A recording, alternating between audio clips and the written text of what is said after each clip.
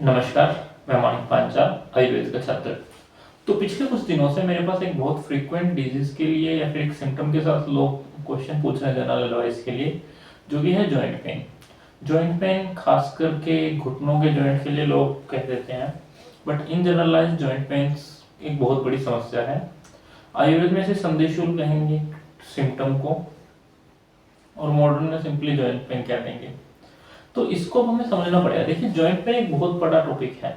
Joint pain को concise करना minimum possible पे हम ट्राई करेंगे, बट जॉइंट पेन का कोई एक सिंगल रीजन नहीं है कि आप कह दें एक सिंगल रीजन है जिससे कारण जॉइंट पेन हो रहा है।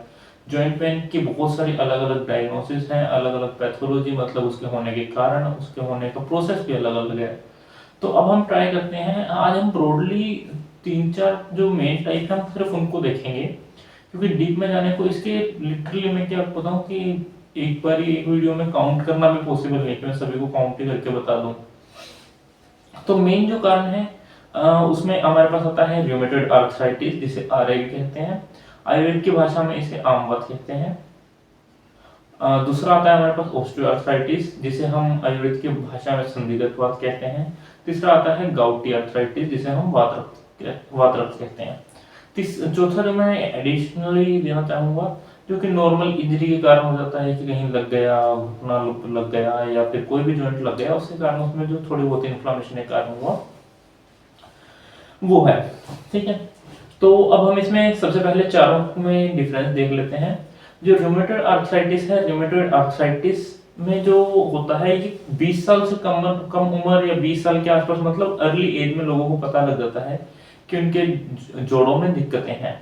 इसके सिम्टम्स रहते हैं, मॉर्निंग में स्टिफनेस रहती है, सुबह उठते हुए स्टिफनेस की जकड़ाहट रहेगी जॉइंट्स में, और ये बायलेटरल होते हैं कि मान लीजिए आपके बाएं पैर के घुटने में दर्द है तो वो दाएं में भी होगा। तो और ये इसमें फैमिली हिस्ट्री प्रेजेंट रहती है। उसके बाद आता है ऑस्टियोआर्थराइटिस। ऑस्टियोआर्थराइटिस में क्या रहता है कि ये कहीं ना कहीं 40 साल से उम्र ज्यादा वाले लोगों को होता है। देखिए, मैं यहाँ पे जो चीजें बता रहा हूँ, इसके लिए आप खुद से डायग्नोज ना कीजिए, एक बार डॉक्टर को जरूर दिखाइए, क्योंकि ये एक जनरलाइज्ड डाटा है जो आमतौर पर देखने को मिलता है। इसमें मेरे वीडियो को देखकर आप ऐसा डिसाइड नहीं कर सकते कि मुझे ये है या वो है।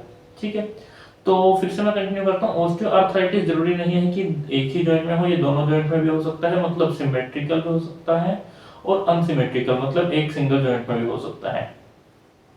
तीसरा इसमें हमने जो टाइप देखना है वो है गाउटी आर्थराइटिस। गाउटी आर्थराइटिस का भी ऐसी है कि दोनों जॉइंट्स इन्वॉल्व हो सकते हैं और मे भी ना ही इन्वॉल्व हो। और गाउटी आर्थराइटिस का एज के साथ इतना कोई कोरिलेशन नहीं है। हाँ, इसका किडनी की बीमारियों के साथ रिलेशन है, वो हम अभी जानेंगे किस प्रकार। अब हम समझते हैं कि ये बीमारियां होती कैसे कैसे है। जो जनरलाइज्ड पेन रहता है हमारे जॉइंट्स में, वो रहता है इन्फ्लामेशन के कारण। इन्फ्लामेशन क्या है? ये एक बॉडी का डिफेंसिव मैकेनिज्म है, जिसमें मतलब अगर कोई भी दिक्कत हो रही है तो बॉडी ट्राई करती है उसको हील करने का। अब हील करते टाइम कुछ ना कुछ उसमें अब बॉडी अननेसेसरी चीजें भी कर देती है, आम भाषा में बताने की कोशिश करूं तो, जिसके कारण जॉइंट में पेन होता है। मतलब एक तरह की स्वेलिंग सी हो जाती है, रेडिशनेस होनी शुरू हो जाती है, तो जॉइंट में दर्द होता है। अब मैं बताता हूँ रूमेटॉइड आर्थराइटिस के रीजन क्या है। रूमेटॉइड आर्थराइटिस एक ऑटोइम्यून डिसऑर्डर है, मतलब कि इसमें क्या हो रहा है, जो आपके शरीर की एक तरह से सेना है जो आपको पैथोजेंस के अगेंस्ट बचाती है, वो किसी कारण के वश वो आपके ही मतलब सेल्स पर अटैक करने लगी है, आपकी ही हड्डियों को तोड़ने लग गई है, तो रूमेटॉइड आर्थराइटिस होता है। इसमें जॉइंट्स में इन्फ्लेमेशन हो जाती है, वही जो मैंने अभी पहले बताया। उसके बाद ये मैंने एक बहुत ब्रीफ में बताया है, इसको बहुत डिटेल में पढ़ा जाता है। इसके बाद आता है ऑस्टियोआर्थराइटिस। ऑस्टियोआर्थराइटिस क्या है? ये आमतौर पर महिलाओं में ज्यादा देखा जाता है, दोनों महिलाओं में ज्यादा देखे जाते हैं। ऑस्टियोआर्थराइटिस खास करके मेनोपॉज के बाद में महिलाओं में देखा जाता है। इसका कारण क्या है कि एक तो न्यूट्रिशनल सप्लाई और थोड़ा इसका हार्मोनल रीजन भी रहता है, जिसके कारण बोन्स वीक होनी शुरू हो जाती हैं, जिसमें के बोन्स के वीक होने के कारण उनकी डीजनरेशन और जॉइंट के बीच का जो स्पेस है वो मेंटेन नहीं रहता। ये कारण रहता है अपने ऑस्टियोआर्थराइटिस का। इसके बाद आता है गाउटी आर्थराइटिस। गाउटी आर्थराइटिस में क्या होता है, हमारी किडनी का काम है कि शरीर से यूरिक एसिड या और अन्य जितने भी वेस्ट पदार्थ हैं उनको बाहर निकालना। अब जब किडनी सही से काम नहीं कर रही तो वो वेस्ट प्रोडक्ट्स एक्यूमुलेट होने शुरू हो जाते हैं और एक्यूमुलेट होकर जॉइंट्स में स्टोर होने लग जाते हैं। अब जब जॉइंट्स में है, मान लीजिए ऐसे जॉइंट है 2 हड्डियों का, इसके बीच में मान लीजिए पेन आ गया, तो अब जब ये मूव करेंगे, मूव पूरी तरह नहीं कर पाएंगे, ये पेन चुभकर दर्द करेगा। सेम हो रहा है वहां पे भी। वहां पे क्या हो रहा है, यूरिया के या यूरिक एसिड जो भी आपका वेस्ट कंपाउंड था, उससे क्रिस्टल्स बन गया, जॉइंट मूव नहीं करेगा तो आपको दर्द देगा। तो ये हमने मोटा मोटा जान लिया कि आपको थोड़ा आइडिया हो गया कि आपको किसके कारण क्या दिक्कत क्या हो रही है, जिसके कारण आपको दर्द हो सकता है। तो अब हमें जानने की जरूरत है कि इसके लिए हम क्या कर सकते हैं। सबसे पहले इसमें हम एक बार आयुर्वेदिक कॉन्टेक्स्ट देख लेते हैं कि आयुर्वेद क्या कहता है। सबसे पहले बात करें आमवात की। आमवात जो है रूमेटॉइड आर्थराइटिस, ये 2 शब्दों से बना है आयुर्वेद के। आम जमा वात। आम मतलब है आपने कुछ खाया, वो अनडाइजेस्टेड रह गया लेकिन वो एब्जॉर्ब हो गया है, मतलब उसका प्रॉपर्ली ब्रेकडाउन नहीं हुआ था लेकिन वो एब्जॉर्ब हो गया।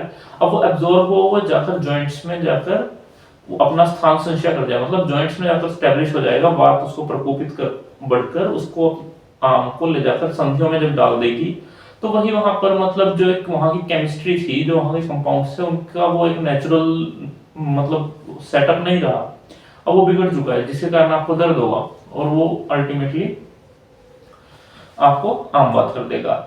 वात रक्त की बात करूं तो जब रक्त की दुष्टि हो जाती है, मतलब वही हम अगर आयुर्वेद को मॉडर्न से कोरिलेट करें कि रक्त की दुष्टि हो रही है, अब जो वेस्ट निकलना चाहिए था वो नहीं निकल रहा है, वो ब्लड में एक्यूमुलेट हो गया, ब्लड में एक्यूमुलेट हुआ तो वात ने मतलब एक तरह से गंदे खून को ले जाकर संधियों में डाल दिया, मतलब जॉइंट्स में डाल दिया, तो वहां पर हो गया वात रक्त। और वात संधिगत वात की बात करूं तो वात प्रकोपित होकर जब संधियों में चला गया, अब यहां से देखिए आपको बहुत अच्छे से समझ आएगा कि जब वो वात प्रकोपित होकर संधियों में चला गया, संधियों में क्या कहते हैं, आम भाषा में कहते हैं कि जोड़ों के बीच में तेल कम हो गया। अब वात तेल के अगेंस्ट है, बिल्कुल टोटली अपोजिट प्रॉपर्टीज है। वात वहां जाकर बढ़ गया है तो क्या होगा, तेल वहां पर कम हो जाएगा। अब वात वहां पे मतलब तेल कम हो गया तो जॉइंट्स पास पास आ जाएंगे, अब ये आपस में घिसने शुरू हो जाएंगे, जब घिसेंगे तो एक दूसरे को खराब भी करेंगे, तोड़ेंगे भी और दर्द भी करेंगे, मतलब डिस्टोर्शन ऑफ द जॉइंट भी होगी और आपको पेन भी होगा। देखिए अब मेरे को लगता है आपको सब समझ आ गया है बेसिक्स कि कैसे क्या हो रहा है। अब हम देख लेते हैं कि हमने करना क्या है क्या नहीं करना। देखिए तीनों में ही कहीं ना कहीं बहुत अलग अलग हैं, तीनों के तरीके अलग हैं, तीनों की मैनेजमेंट अलग है, तीनों में क्या करना क्या नहीं करना वो भी अलग अलग है। बट हम अभी इस वीडियो में बात कर रहे हैं इन जनरल चीजों की। तो आपको मैं बता देता हूँ, अमेरिकन सोसाइटी ऑफ जॉइंट्स के रिगार्डिंग जो सोसाइटी है, उन्होंने जो कहा है कि omega 6 fatty acid trans fats का नहीं खाना है। देखिए अब क्या होता है, ट्रांस फैट और जो ऑयली खाना है, इसको अगर मैं आयुर्वेदिक कॉन्टेक्स्ट में बताना चाहूँ, ऑयल वाला आम को बढ़ाता है, ऑयल आम को बढ़ाएगा और आम बढ़कर क्या कर रहा है, आपको रूमेटॉइड आर्थराइटिस कर रहा है। तो आप आम वात में तेल को तो बिल्कुल ही नहीं खा सकते क्योंकि ऑलरेडी आपको आम बढ़ा हुआ है। अब नाइट शेड्स की बात करी गई है। नाइट शेड्स क्या होते हैं, जो रात मतलब एक ऐसे ग्रुप ऑफ वेजिटेबल्स है ये, जिसका मैं एग्जांपल दूं तो मिर्च हो गई, टमाटर हो गया, बैंगन हो गया, इनमें क्या है, ये सब वात को बढ़ाने वाले हैं। वात को बढ़ाएंगे तो आम वात, वात संधिगत वात, वात तीनों में वात की दिक्कत है, वात बढ़ेगा और दिक्कत करेगा जॉइंट्स में। फिर है अनुप मांस, मतलब मांस का सेवन जो होता है, हैवी मांस का सेवन, मछली वगैरह को अगर आप खा रहे हैं तो वो क्या करेगा, आम की वृद्धि करेगा, तो आप इसको रूमेटॉइड आर्थराइटिस में नहीं खा सकते हैं। रूक्ष आहार को जहां जहां वात बढ़ रहा है आपको नहीं खाना है, मतलब जॉइंट्स पेन में रूखा खाना तो ट्राई करना है प्रिवेंट करने का, ठीक है, और गुरु खाना खाने का प्रयास करना है। लेकिन आप रूमेटॉइड आर्थराइटिस में गुरु खाना खाएंगे तो कंडीशन खराब हो सकती है। तो रूखा खाना कैसा नहीं खाना है, आपने बहुत ज्यादा मिलेट्स नहीं खाने हैं, बहुत ज्यादा ज्वार जौ ये चीजें नहीं खानी है, क्योंकि ये आपके वात को बढ़ाकर आपकी बोन्स को खराब कर सकते हैं। नमक का बहुत ज्यादा अधिक प्रयोग नहीं करना है। अब यहां तक था कि क्या नहीं करना है। व्यवहार में मैं बता देता हूं, व्यवहार में आपको बहुत ज्यादा सीडेंटरी लाइफस्टाइल नहीं रखना है, बहुत रात में नहीं जागना है, रात में जागना नहीं है और दिन में सोना नहीं है। और अगर आप बिल्कुल सीडेंटरी लाइफस्टाइल में हैं तो उसको प्रिवेंट करना है। ओबेसिटी ओबेसिटी बहुत बड़ा कारण है, क्योंकि जॉइंट्स पर बहुत ज्यादा प्रेशर पड़ रहा है तो उनका इन जॉइंट्स के बीच में जो स्पेस है वो कम होता है, ठीक है। अब क्या क्या खाना है मैं उसके बारे में थोड़ा थोड़ा बताता हूँ। एक तो योगा को अपनी प्रैक्टिस में लेकर आना है, yoga will help a lot, ठीक है। अब मैं खाने पीने का बता देता हूँ। देखिए इसमें वैसे तो डॉक्टर ही देखता है सारी चीजें कि कैसे क्या करना है, बट ये जो मैं चीजें बता रहा हूँ कुछ रेमेडीज हैं, ये इन जनरल है, जो जनरल बेसिस पर काम करते हैं, ये कुछ टाइम के लिए आपको हेल्प करेंगे, इसको आप परमानेंट ट्रीटमेंट लेकर नहीं चल सकते हैं। जैसे कि एप्पल सीडर विनेगर आता है, ये कुछ अब देखिए जैसे आम बात था उसमें ये बहुत अच्छा काम करेगा। अब इसका एक्सेसिव यूज क्या करेगा, ये इन्फ्लेमेशन को तो कम करता है, लेकिन आप इसका एक्सेसिव यूज करेंगे तो ये बोन्स को वीक बनाता है। तो इसका बहुत ध्यान से प्रयोग करना डॉक्टर की कंसल्ट के साथ। आप तेल में थोड़ा सा नींबू डालकर उसको फ्राई करके उसको खा सकते हैं। लहसुन को तेल में सरसों के तेल में भूनकर उसका जो तेल बना उसको आप लेप कर सकते हैं। हल्दी वाला दूध बहुत अच्छा है क्योंकि ये वात का भी निर्हरण करेगा। अदरक का प्रयोग, तुलसी का प्रयोग, तुलसी का शहद के साथ या गुड़ के साथ प्रयोग बहुत अच्छा हो सकता है। और अगर चीजें मैं बताना चाहूँ जो आप कर सकते हैं, घृत का उपयोग बहुत अच्छा है। ठीक है, इन चीजों को आप डेली लाइफ प्रैक्टिस में ला सकते हैं। अगर मैं थोड़ा सा उसकी आयुर्वेदिक की टर्म्स में बता दूं तो मधुर औषध का सेवन, गुरु औषध का सेवन, स्निग्ध औषध का सेवन, खर खर का तो नहीं करेंगे का सेवन, ठीक है, इनका सेवन करेंगे तो बोन्स की हेल्थ बनी रहेगी। अब मैं इन जनरल आपको एक अल्टीमेट कंक्लूजन देता हूँ। देखिए कहीं ना कहीं ये सारी चीजें किस पर इफेक्ट कर रही हैं, आपकी कैल्शियम प्रोफाइल, विटामिन डी की प्रोफाइल को बहुत ज्यादा इफेक्ट कर रहे हैं। अगर आपको एज के कारण हो रहा है तो कैल्शियम का सप्लीमेंट और विटामिन डी का सप्लीमेंट अपने डॉक्टर की राय से जरूर लीजिए, क्योंकि अल्टीमेटली वही हो रहा है। अब इसमें और बहुत सारे रीजन है, लिटरली मैं आपको काउंट में नहीं करवा सकता, इतने रीजन होते हैं जॉइंट पेन्स के। ठीक है, अगर आपको कोई ट्रोमेटिक जॉइंट पेन के कहीं लग गया था तो उसको लेकर सीरियस मत होइए, एक बार डॉक्टर को दिखा लीजिए कि इसमें फ्रैक्चर वगैरह तो नहीं है। अगर कोई माइल्ड इन्फ्लेमेशन है तो वो विद टाइम सबसाइड कर जाती है।